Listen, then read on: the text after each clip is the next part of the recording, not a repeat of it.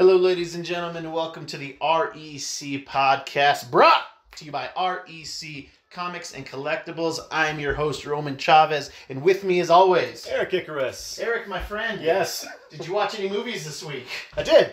What did you watch? I unfortunately sat through Dark Phoenix. The last installment of Fox's X franchise. Oh, well, did it go out on top? No, with a bang? It went out on the bottom getting pegged. That's too rough. It's pretty bad. That's too rough. It was pretty bad. Did you see it? What happened? Yes, I did. I did not like it. I found it to be, just kind of what we talk about with a lot of these X movies. I'm excited for the MCU to do it because Fox has used little to no source material to make their X franchise. For sure. For a company that has a full reach of every character, yeah, they have no limits as far as X characters. They could have done anything. Yeah. And to just limit themselves to what we get. Like, they're not even doing... Okay, where do we start with this? Let's start with...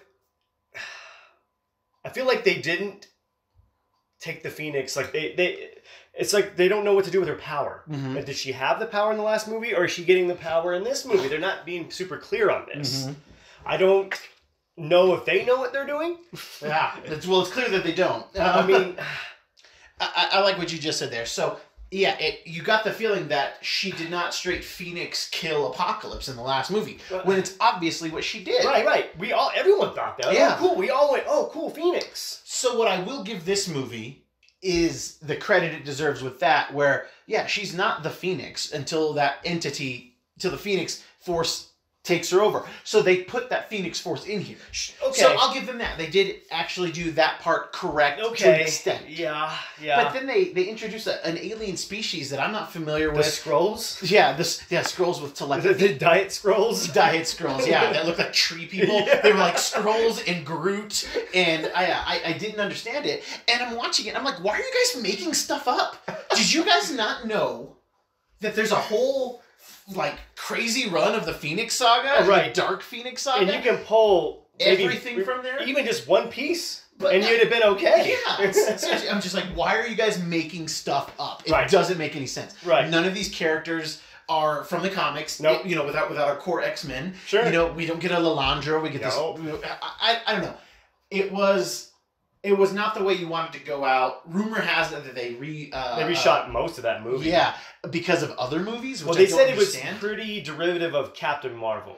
So that's why they had to reshoot a lot of it. Interesting. So I think they were shooting, in the midst of shooting this movie, from what I heard, they started getting dailies back from Captain Marvel. Like, wait a minute. Yeah. This is what we're doing. Yeah. But they're doing it first. And that Marvel gets priority. Yeah. Oh, yeah. For sure. Oh, yeah. Well, you know what? If they would have released their Dark Phoenix movie last year, the 2 times they tried to, they would have had a leg up on him. Yeah. Yeah. You could have torpedoed Captain Marvel. For sure.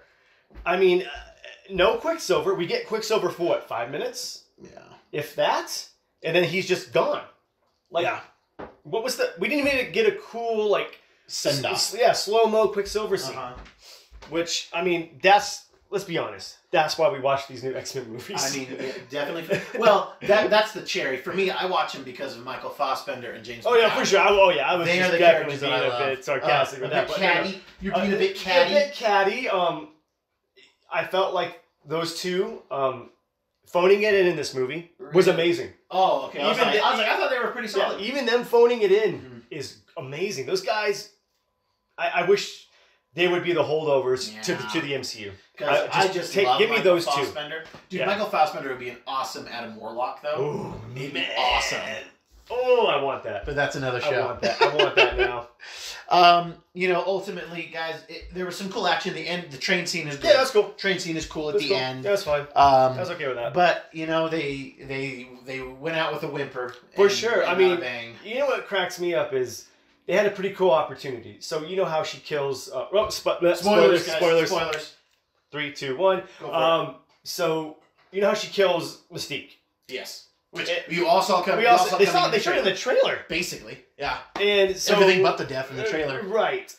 So I think it's funny how instead of, how they renamed the school the Jean Grey. Yeah. I know that's alluding to the comic, but wouldn't it make more sense to name it after Raven? Yeah.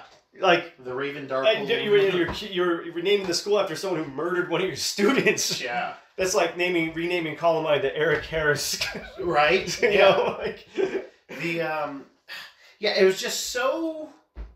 It's like nobody there had ever read a comic book. Nobody there had ever looked into the source material or anything like that. Right, and I feel so bad for this franchise because, again, First Class and Days of Future Past are great, amazing. Then Logan, Deadpool, they had some awesome movies, and even going back, I mean, let's be fair.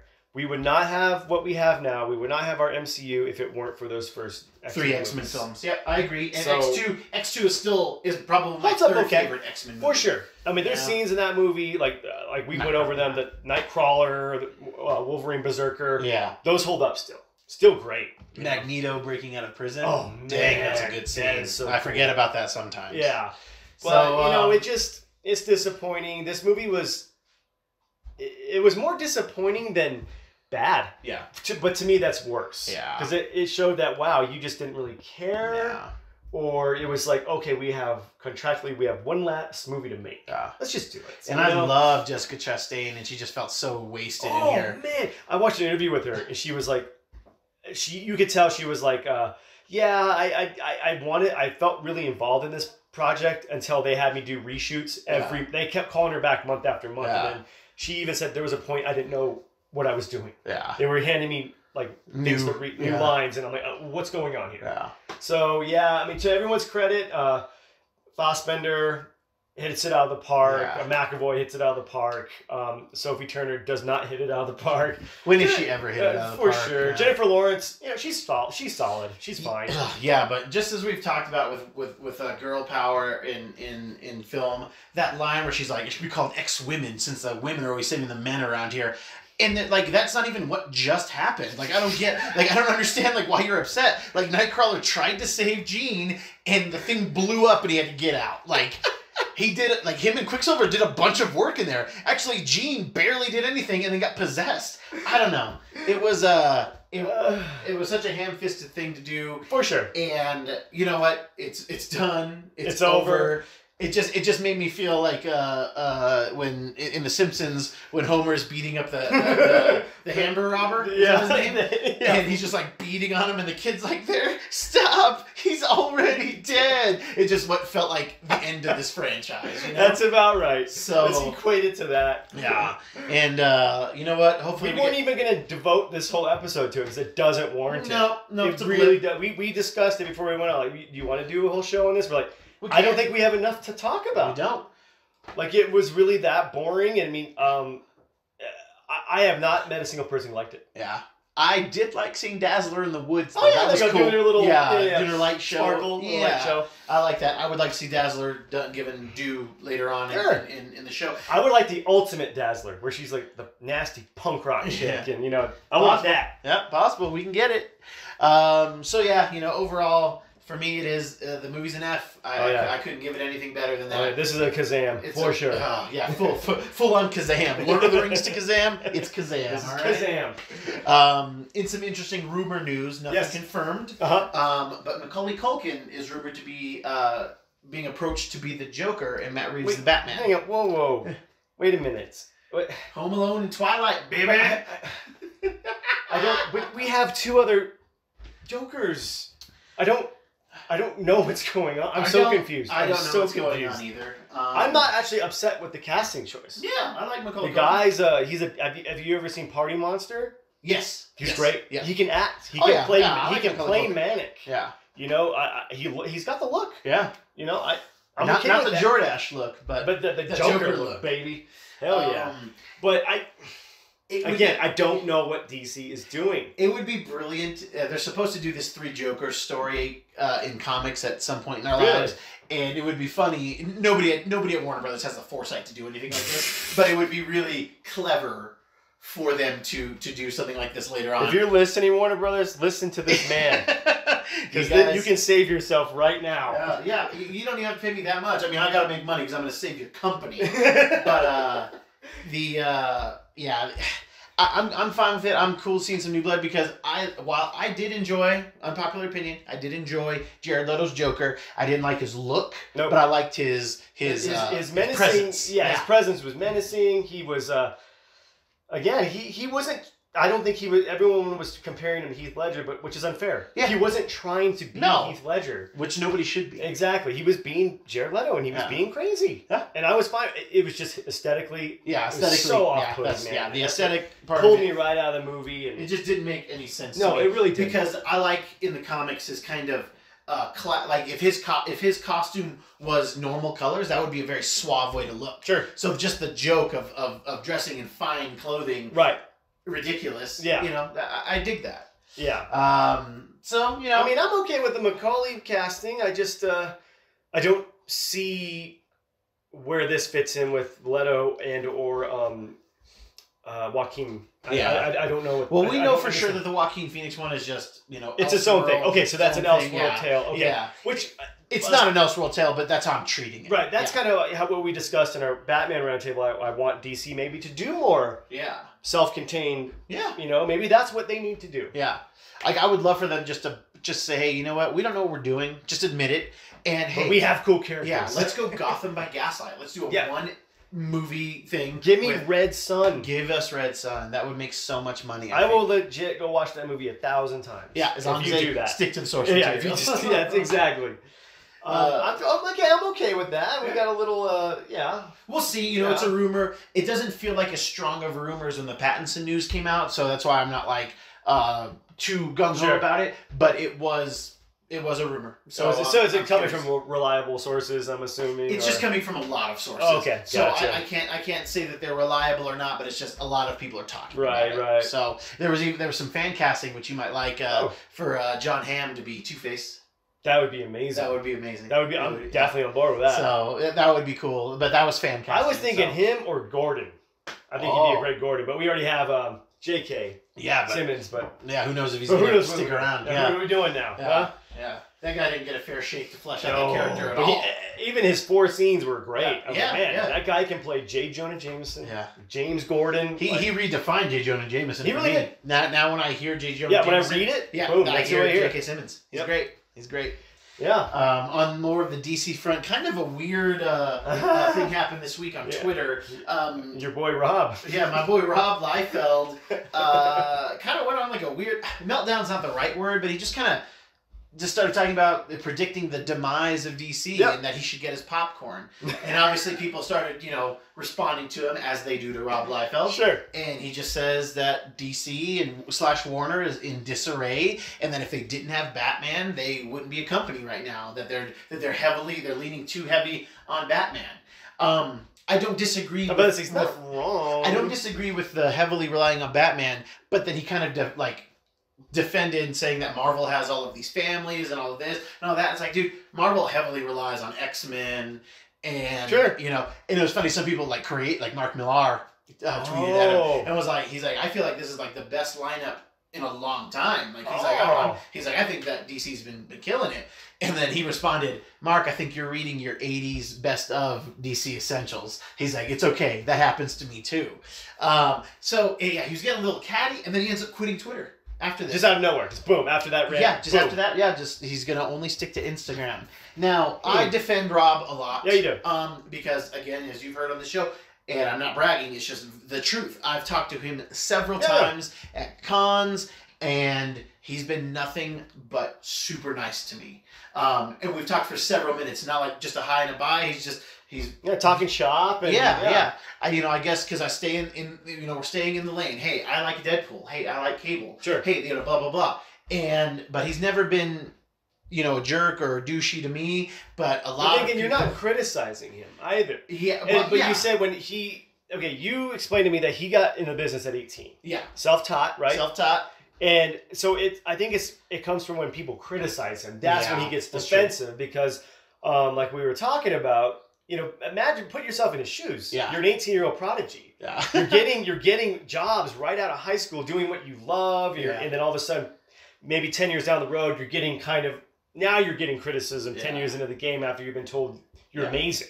Yeah. So I can see where he gets a little defensive. Yeah. Like, people don't I don't think people think about the fact that Rob, like, helped keep comics afloat in the 90s. You ain't kidding. Him, McFarlane, and Lee. Yeah. I mean, you know, Mark Silvestri, J. Scott Campbell started it, you know, and that's, you know, they fostered a lot of talent. Now, I see what Rob does to people that he's interacting with. And yes, if he talked to me in that way, treated me in that way, I would dislike him too. Sure. But he's been nothing but nice to me. And I'll be the first to tell you guys if he crosses me. Yeah, for sure. Yeah. You know? But, you know, the guy's been really nice. I love talking. I like his enthusiasm. Right. And yes, I'm not saying he's one of the greatest artists in the industry. Sure. He's good at what he does. He's good at what he does. Yes, he's got weird proportions on women and men and this and that, but his Deadpool always looks good. Sure. Yes, he doesn't have facial expressions, but that's fine.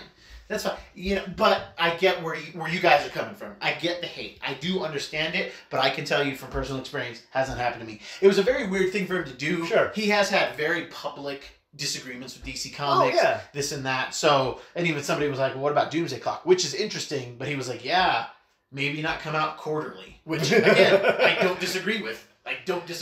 What is that amazing quote you told me? He said, we'll finally get our Jim Lee X-Men back. Oh, yeah. He was like, come on, guys. If DC goes under, we'll we can maybe get Jim Lee doing X-Men again. Which, I'm like, okay. Which feels like something of a backhanded compliment, but then also it's like, you know, I would be really into that. If you told me right now I couldn't read any more DC Comics because Jim Lee would come back to X-Men, it would be a hard thing for me it would be hard for me to turn down. I would turn down because I love my DC Comics. For sure. I do.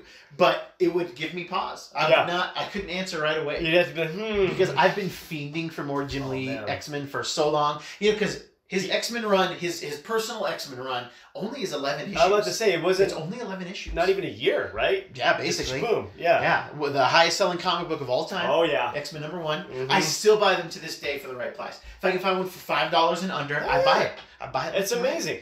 When I think of X-Men, that is what pops in my head. Yes. That is burned into my memory. Now, he starts X-Men at issue 248, and he goes for quite a long time, sporadically and in runs and all of that stuff. But then when he got his own with Claremont? Was it Claremont? Yeah. Yeah, they wrote that. I forget because that story wasn't very good. It wasn't. The art was amazing. There's cool stuff, though, but in issue 4, we get Omega Red first appearance. That's right. So we do get some cool stuff. Yeah. Some of my favorite Jim Lee art ever is in that run. Oh, man. It's killer, dude. But...